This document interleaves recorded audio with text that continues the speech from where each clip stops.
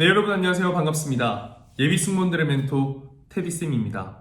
네, 오늘은 중부대학교 면접 예상 기출문제 관련된 부분 준비해 드리려고 합니다. 이번에 기출문제가 생각보다 너무 많습니다.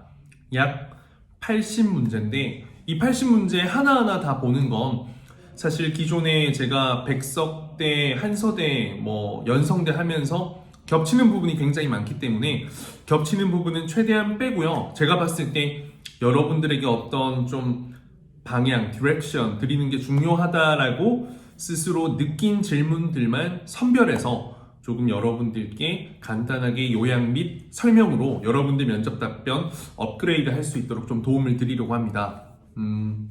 사실 이런 이제 영상 같은 경우에는 하나하나 자막 달기가 굉장히 어렵습니다. 시간도 많이 걸리고요. 그래서 여러분들이 최대한 이 영상 보면서 좀 함께 공부를 할 수 있도록 노트북 준비해서 좀 같이 봐주시면 정말 좋을 것 같습니다. 그래서 제가 지금 좀 준비해 둔 거 한번 확인해 보도록 하겠습니다. 자, 보면 우선 18번 저가 항공사와 대형 항공사의 가장 큰 차이점은 뭐라고 생각하나요? 일단 FSC, Full Service Carrier, LCC, Low Cost Carrier입니다. 근데 여기서 지금 학교에서 좀 잘못한 게 있습니다. 저가 항공사라는 표현은 좀 잘못됐습니다. 저비용 항공사, 저비용으로 고효율, 더 높은 그 비용 대비 높은 고객 만족을 드리는 그 항공사가 LCC 항공사, 로우 코스트 캐리어이고, 그게 어떻게 보면 이 LCC의 전략이죠. 그래서 그런 부분에서 조금 저가 항공사라고 표현하는 부분은 피해주면 좋을 것 같습니다. 물론 이 중부대학교 기출문제에선 저가라고 되어 있지만 여러분들 대답하는 여러분들은 저비용이다 라고 이야기를 할 때 또 면접관들은 저 친구 좀 배웠다, 공부했다라는 느낌을 줄 수 있을 것 같습니다. 그래서 이런 FSC, LCC 추구하는 방향 자체가 다르다고 생각하시면 되겠습니다. FSC는 풀 서비스 캐리어입니다. 그래서 어떤 레스토랑으로 치자면 풀 서비스 코스가 나오는 좋은 레스토랑, 전체 음식, 스프, 메인 요리, 그리고 디저트, 이런 거 전부 다 쭉 나오는 거. 그리고 LCC 같은 경우에는 어떻게 표현해 볼까요? 본인이 선택하는 그런 여러 가지 음식을 좀 주문해서 먹을 수 있는 일품 음식집, 김밥나라 김밥천국은 너무 좀 이렇게 저렴하게 느껴질 수도 있으니까, 좀 가볍게 느껴질 수 있으니까 조금 또 다른 어떤 식당 이런 걸로 한번 생각해 볼 수 있을 것 같아요. 다만 그곳에는 어떤 여러 종류의 음식을 팔기 때문에 여러분들이 원하는 만큼 원하는 음식을 이렇게 마음껏 시켜 먹을 수 있는, 돈 비용을 내면 여러분들이 이만큼만 먹을 수도 있고 이만큼 즐길 수도 있는 그런 느낌이다 라고 생각하시면 되겠습니다. 그래서 풀 서비스 캐리어, 모든 승객들에게 동등하게 서비스의 시작과 끝이 적용이 되고, 어떻게 보면 고객 만족을 최우선의 가치로 생각하는 또 항공사가 될 수 있겠네요. 단순히 장거리를 가고 그리고 어떤 항공기가 많고 이런 것과는 별개로 FSC라는 그 뜻을 정확하게 파악해 주는 게 좋을 것 같고요. 로우 코스트 캐리어, 어떤 비용의 효율성을 중요하게 생각하는 겁니다. 그래서 어떤 티켓 가격을 굉장히 좀 저렴하게 비용의 효율성을 높이고요. 그리고 그 속에서 승객들이 원하는 서비스가 있다면 개별적으로 좀 비용을 내서 그만큼의 대가를 지불하고 고객 만족을 스스로 느낄 수 있는, 그래서 어떻게 보면 FSC에서는 서비스의 만족도에 따라서 그 만족도의 크기가 달라질 수 있고요. LCC 같은 경우에는 티켓 구매 가격에 따라서 어떤 고객 만족도가 책정이 될 수가 있겠습니다. 그래서 이 정도 얘기를 들으시면 여러분들이 어떻게 좀 답변 방향을 잡아야 할지 이해가 될 거라 생각합니다. 그리고 19번, 항공사 얼라이언스에 대해서 알고 있나요? 일단 스카이팀, 대한항공이고요. 스타얼라이언스, 아시아나항공이고요. 그리고 이외에 LCC 항공사도 이런 항공사 연맹, 제주항공 특히 했던 경우가 있습니다. 이스타항공도 유스카이인가 유플라이 얼라이언스가 있었는데 지금은 아마 안 하는 걸로 알고 있고요.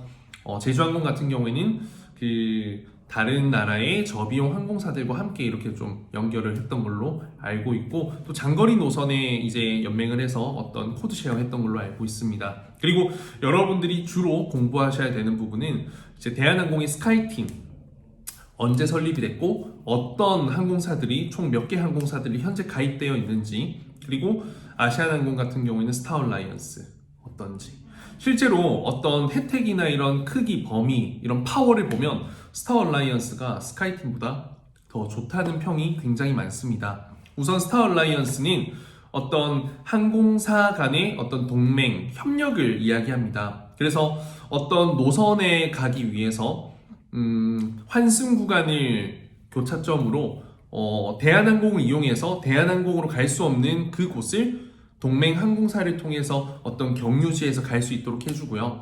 그리고 공항 내에서는 어떤 마일리지 적립도 함께 적용이 되고, 어떤 카운터, 티켓 카운터도 같이 이용이 되고요. 비즈니스 라운지도 공동으로 운항할 수 있게 되는 거죠. 그래서 실제로 항공사마다 회비를 냅니다. 뭐 년마다 내는지 어떤 분기별로 내는지는 모르겠지만 어떤 회비를 내고 그들 간의 이런 적극적인 업무적인 부분을 공유해서 어떤 우리 항공사를 이용하지 않더라도 우리 항공사를 이용하는 그만큼의 혜택과 서비스, 고객 만족을 좀 보장해 준다라고 생각하시면 되겠습니다. 그래서 이러한 부분들을 여러분들이 어느 정도로 인지하고 있는지 이야기를 해주면 좋을 것 같고, 질문 받았을 때 자세히 설명하기보다는 뭐 국내에선 대표적으로 이거 있다, 몇 개 항공사 이런 몇 년도 있고 몇 년도에 설립됐고 몇 개 항공사 몇 년도에 설립이 됐다, 그리고 기본적으로 이러한 부분들을 위해서 얼라이언스를 만든 것으로 알고 있다, 이 정도만 이야기를 해주시고 세부 질문 들어오면 그때 답변해 주시면 되겠습니다.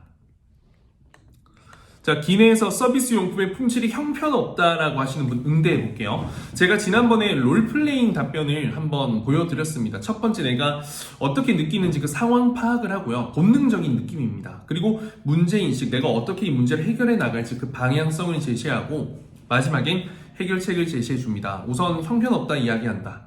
딱 어떤 느낌이 들 것 같아요? 내가 승무원으로서 해당 손님께서 어떤 서비스 용품의 품질이 마음에 들지 않는다 하시면 굉장히 좀 죄송스럽고 마음이 좋지 않을 것 같습니다. 이때 어떻게 해야 되겠어요?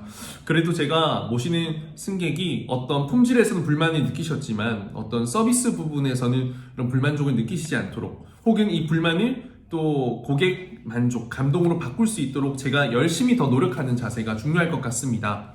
우선 기본적으로 또 다른 필요하신 부분이 있다면 제공해 드리겠죠, 서비스로. 그리고 불편하신 사항은 제가 이렇게 메모해서 받아 적고 회사에 정식으로 보고해서 이러한 불편한 부분을 개선할 수 있도록 노력하는 자세 보여드리겠습니다. 왜? 다음번 이용 때 불편함을 느끼지 않으셔야 하니까요.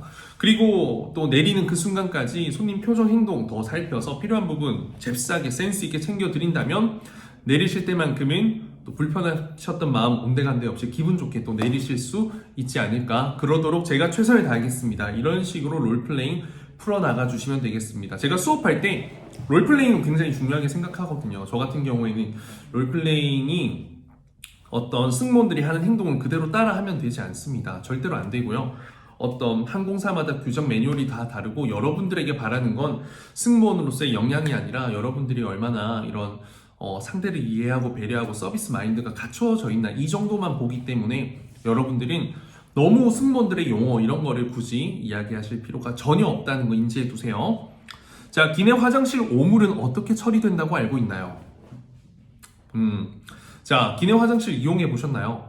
기내 화장실은 어쨌든 볼일을 보고 나면요, 물이 내려오는 구조가 아니라 어떤 기압차로 해당 오물을 어떤 비행기 내 탱크로 빨아들입니다. 싹 이렇게 빨아들여요. 굉장히 빠르게 빨아들여요. 그래서 이거를 여러분들이 일반 우리 집안의 가정용 변기처럼 물을 내리는 이런 시스템이 아닌 어떤 항공기 내부의 압력의 차이를 통해서 이런 오물을 빨아들이는 해당 오물 탱크로 빨아들이죠. 그리고 이 오물을 어떻게 처리해야 할까요? 하늘에 뿌린다고 하는데 그런 거 아니에요. 그러면 완전히 세계 환경 오염에 지금 항공사들 지탄 많이 받을 겁니다. 그래서 그라운드에서 오물 탱크가 오면 이렇게 좀 이렇게 실른다고 합니다. 그래서 사실 저는 한 번도 보진 못했는데요.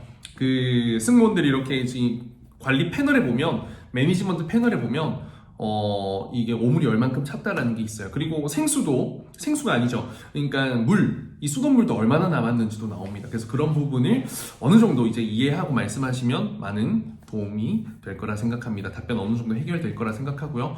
실제로 여러분들이 뭐 유튜브를 통해서 들었다, 현직 승무원에게 이야기를 들었다, 혹은 스스로 어떻게 찾아봤다, 이용하면서 경험하면서 궁금해서 물어봤다, 다양한 이런 경로로 내가 이걸 알게 됐다는 거 어필해 주셔도 될 것 같습니다. 자, 소형 기종과 대형 기종 한 개씩 이야기해봐라. 에어버스 같은 경우에는 에어버스 320, 321, 그 다음에 330, 350, 380 요 정도가 있고요. 대형 기종은 이제 350부터 대형 기종이고요. 330은 중형기라고 보통 이야기를 표현을 많이 합니다. 321 같은 경우에는 보통 195석, 개조된 건 220석 정도 탑승이 가능하고요. 길게는 저기 한 최대 8시간 정도 거리까지 아마 갈 수 있는 걸로 알고 있습니다. 그래서 어떤 동남아, 아시아, 국내선 위주의 운항을 많이 하고요. 미주 쪽으로는 가기가 조금 어렵습니다. 그렇기 때문에 저비용 항공사들이 해외 이제 장거리로 가기 위해서는 중형기 이상 330 이상의 기종을 이렇게 들여오게 되는 거죠.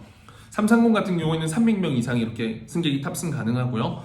대형 기종 380 같은 경우에는 대한항공 같은 경우에는 위쪽을 이제 비즈니스로 쭉 쓰기 때문에 500명까지 되진 않지만 아시아나항공 같은 경우에는, 그리고 타 항공사들 같은 경우에는 위에도 이코노미도 쓰고 비즈니스도 같이 씁니다. 그래서 대략 승객을 약 500명 가까이, 반 1000명 가까이 모실 수 있다는 게 특징이죠. 그리고 가장 최신 기종 중에 하나이기도 하고 최초로 2층 기종이죠. 그래서 대형 기종이 이렇게 에어버스 쪽에 설명이 될 것 같고, 또 보잉 737 있고요. 그 다음에 747, 767, 777, 787 이렇게 있겠네요. 보잉사에서는 이런 A380처럼 초대형 기종은 없습니다. 그런데 737이 이제 가장 상용화된 기종이고요. A321과 비교를 하면 가장 어울릴 거라 생각하고요. 그리고 또 오히려 이 747이 좀 대형 기종입니다. 747 같은 경우에는 두 가지 기종이 나뉘는데 팩스기, 카고기라고 나뉩니다. 팩스기라고 하면 근데 이제 380처럼 처음부터 끝까지가 2층에 있는 게 아니라 이제 좀 중간 부분만 이렇게 2층이 되어 있고 나머지 뒤에는 이렇게 밑으로 빠집니다. 비행기를 한번 찾아보시면 알 거예요. 그래서 팩스기는 모든 이 항공기가 이렇게 생겼다면 모두 승객이 탑승하시는 거고요. 그리고 화물기라면 앞에만 이렇게 승객이 타고 뒤에 꼬리 부분은 화물을 태우는 기종이 있습니다. 그게 팩스기 카고기. 제가 다녔던 항공사는 그런데 아마 대한항공도 마찬가지인 것으로 알고 있습니다. 747이 굉장히 역사가 긴 기종 중 하나입니다. 737만큼이나. 그래서 예전에는 장거리를 가기 위해서, 지금은 777, 787 이런 것들이 장거리 가지만 예전에는 747 기종이 장거리에 어떤 투입이 많이 됐고, 어떻게 보면 항공사 성장 발전에서 이 747의 역할이 굉장히 컸다라고 알 수 있을 것 같습니다. 767은 좀 중형기고요. 중형기인데 737보다는 크지만 어떤 또 다른 기종에 비해서는 좀 작은 기종이라 이야기할 수 있을 것 같고, 777 굉장히 상용화 많이 되어 있는 기종이고 전 세계 어디든지 갈 수 있는 정도의 이런 크기이자 또 이런 기름 탱크에 실을 수 있어서 좀 전 세계를 갈 수 있는 기종으로 많이 쓰이고요. 지금 그리고 보잉 드림라이너 787 이 기종은 최첨단 기종이죠. 그래서 이러한 부분들을 강조해봐 주시면 좋을 것 같습니다. 기종에 대한 설명들은 네이버 검색하면 굉장히 많이 나와 있기 때문에 여기서 굳이 좀 비효율적으로 하나하나 설명은 하지 않도록 하겠습니다. 항공사 두발 자유화. 여러분 두발 자유 요즘에 어떤 트렌드 문화죠. 예전에도 학생다움을 강조하기 위해서 단정한 헤어스타일 규정을 어느 정도 두발 규정화를 뒀지만 지금은 많이 바뀌었습니다. 그런데 저 두발 규정 자유화, 이거는 개인의 개성을 표현할 수 있기 때문에 어떤 스스로 존중받고 그만큼 더 좋은 서비스를 고객에게 전할 수 있다는 점에서 저는 장점이라 생각합니다. 하지만 서비스인으로서 가장 중요한 게 단정한 용모입니다. 그래서 단정한 용모에 어긋나는 너무 뭐 이렇게 난잡한 헤어스타일 이런 부분들은 손님들에게 호감보단 비호감, 그리고 기내식을 서비스하는 승객에겐 또 위생상으로서 문제가 또 될 수 있기 때문에 어느 정도의 이런 단정함을 추구하되 개성을 좀 뽐낼 수 있으면 좋겠다. 그래서 자유보다는 자율, 어떤 큰 틀 규정 내에선 자율이 되면 좋겠다라고 표현하면 좀 좋을 것 같고요. 항공 서비스하기, 호텔 경영, 관광학과의 차별성은 무엇이라 생각하나요? 안전이죠, 안전. 호텔이나 관광은 어떤 이런 관광산업 서비스에 대한 부분들을 매너, 예절, 국제적인 역량, 에티켓 이런 것들을 주로 배운다면 항공 서비스에서 가장 큰 차이는 안전이죠. 승무원은 서비스인이지만 그 이전에 항공안전요원입니다. 그래서 최우선의 듀티는 승객들의 비상탈출, 안전을 책임지는 바로 그 역할이라는 걸 이야기하고, 그리고 이런 안전과 관련된 실습을 굉장히 많이 하고 안전 비상 장비 이런 부분들도 배우는 거 어필을 해보실 수 있겠죠. 승객이 먹고 싶은 메뉴가 기내에 없다. 어떻게 하실 건가? 이건 여러분 앞에 말씀드렸던 롤플레잉과 한번 연결해보면 좋을 것 같고요. 우선 없는 걸 기내에서 만들어주는 건 저는 아니라고 생각합니다. 기내는 레스토랑, 식당이 아닙니다. 승객들을 수송하는 과정에서 어떤 기내식이 서비스 차원에서 제공이 되는 거지, 우리가 음식을 팔기 위해서 탑승을 시키는 식당은 아니라는 거죠. 그래도 여러분 어떤 그런 게 있습니다. 기내 특별식 주문해서 먹을 수 있는 식사가 있어요. 그래서 원하시는 게 없다면 이번 비행편에서는 좀 다른 식사 혹은 현장에서 좀 제공 가능한 걸 양해 부탁드리고요. 그리고 정말 원하시는 식사는 다음 비행편에서는 좀 드실 수 있도록 이런 예약 방법을 안내해 드린다든지 좀 이런 거 자세한 설명해서 다음 비행에는 불편함 없으시도록 좀 도움을 드리겠다라는 방향으로 가면 좋을 것 같습니다. 자, 그리고 승무원의 SNS 활동을 접해본 적이 있나요? 승무원들의 SNS 활동에 대해 어떻게 생각하나요? SNS는 굉장히 좋은 거죠. 소통의 도구고, 요즘과 같은 사회에서 이런 SNS가 없이 좀 어떤 트렌드를 따라가거나 여러 가지 정보를 얻기가 굉장히 힘듭니다. 그래서 저는 SNS에서는 긍정적인 효과를 줄 수 있지만, 승무원은 어떤 본인의 행동 하나, 이런 말 한마디 행동 하나가 SNS상에서 대중의 장이잖아요. 여기에선 이런 항공사 이미지로 연결이 될 수 있습니다. 나 하나가 항공사 전체 이미지가 될 수 있고, 이게 플러스 알파가 될 수도 있고 마이너스 피해가 될 수도 있습니다. 그래서 개개인의 행동이 더 중요하고요. 웬만하면 유니폼을 입고 어떤 개인적인 이런 SNS 활동을 하는 건 지양하는 게 좋죠. 그리고 글이나 사진 하나 올리더라도 다시 한 번 더 생각하고 또 이런 부분이 어떻게 다른 사람들에게 해석될지, 왜냐면 내가 우리 회사를 대표하는 어떤 공동체 대표 하나의 표본이 될 수 있으니까요.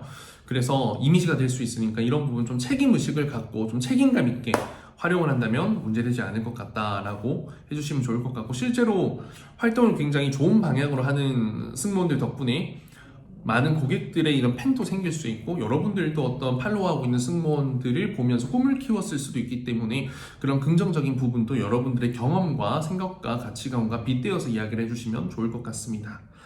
자, 4차 산업이 무엇인지 설명해 보세요. 4차 사업 어떤 거예요? 여러분, 지식, 집약적 사업입니다. 산업입니다. 그래서 여러분들이 어떤 지식이 굉장히 중요하고요. 그 지식이 인간의 이런 머릿속에서 나오는 지식을 넘어서 어떤 인공지능 AI 그리고 빅데이터와 같은 IT 기술과 접목돼서 어떤 최첨단 이런 지식 산업을 창출해내는 그런 시대를 이야기합니다. 그만큼 여러분들 지식이 굉장히 중요하고요. 이전에 어떤 뭐 금융, 보험 상품, 그리고 어떤 제조업, 이런 산업혁명 이쪽과는 조금 다르지 않나라고 생각합니다. 그렇게 해서 떠오르는 게 어떤 산업이 있는지 여러분들 한번 검색하고 공부해 보시면 좋을 것 같고요. 무엇보다 4차 산업혁명 속에서 서비스 어떻게 발전돼야 할지, 저는 더 스마트하고 더 똑똑한 서비스, 말하지 않아도 손님의 마음을 꿰뚫어 볼 수 있는 그런 서비스를 제공하는 게 좋다. 왜? AI 기술, 빅데이터 이런 기술들을 활용해서 우리 인적 서비스와 함께 연결이 되면 더 감동적인 서비스 제공할 수 있다는 거죠. 그렇기 때문에 여러분들 이런 부분들도 한번 네이버에 검색해보면 충분히 여러분들의 의사 가치관을 잘 표현할 수 있을 거라 생각합니다. 자, 영어 실력이 어느 정도이고 그 이유를 말해보세요. 자, 영어 실력, 영어 자신 있으면 자신 있다 하시고요. 자신 없으면 자신 없다. 하지만 좀 애매하다. 저는 그러면 어떤 원어민처럼 유창한 실력은 아니지만 외국인 승객들을 모실 때 불편함을 드리지 않을 정도, 외국인 승객의 어떤 요구사항을 들어드릴, 실망시키지 않을 정도 실력을 갖고 있습니다. 사실 제가 뭐 단어나 문장 표현은 조금 부족할 수 있습니다. 하지만 제가 어떤 진심을 전하기 위해서 노력하는 행동 그 자체도 소통이 될 수 있다 생각합니다. 제가 좀 부족한 단어 문장을 채우기 위해서 어떤 승객을 모실 때 영어 단어 이런 사전 통해서 좀 최대한 의사소통하려 노력하고, 때로는 또 제가 적극적인 말과 표정, 이런 행동, 바디랭귀지를 통해서 또 최대한 그 요구사항을 도움을 드리기 위한 소통할 수 있다 생각합니다. 물론 승무원으로서 국제적인 역량, 그 기본의 이런 언어, 도구, 소통의 도구인 외국어 실력이 너무 중요한 만큼 지금 당장엔 제가 보여드릴 수는 없지만 제가 입학한 후에 어떤 성적으로 증명한다든지 어떤 프로그램에 적극적으로 참여한다든지 해서 여러분들의 그런 부족한 국제적인 역량까지 끌어올려서 진심 그 이상의 감동을 전할 수 있는 그런 소통 능력 배울 수 있도록 노력하겠습니다. 이런 방향으로 여러분들 답변 가주시면 되겠습니다. 우선 지금 제가 그렇게 많이 하지 않았는데도 20분이 돼버렸어요. 그래서 여러분들 제가 전부 다 하면 몇 시간이 나올 것 같아서 일단 간략하게 좀 여러분들이 좀 방향 잡기 어려운 부분들만 영상으로 촬영했고요. 이외의 부분들은 여러분들 아래 댓글로 달아주시면 제가 추가로 모아서 한번 답변으로 영상 정리해 드리도록 하겠습니다. 제가 운영하는 카톡방도 있으니까 언제든지 참여해 주시고요. 제 인스타그램 혹은 또 개인 카톡 있으니까 그쪽으로 궁금한 사항이 있으면 저에게 DM 해주시고 메시지 보내주시고 또 뭐 관심 있는 수업 관심 있는 분들도 언제든지 저에게 웰컴입니다. 저는 최선을 다해서 여러분들에게 실력을 드릴 수 있도록 옆에서 함께 걸어가고 뛰어가겠습니다. 고생 많으셨습니다. 안녕.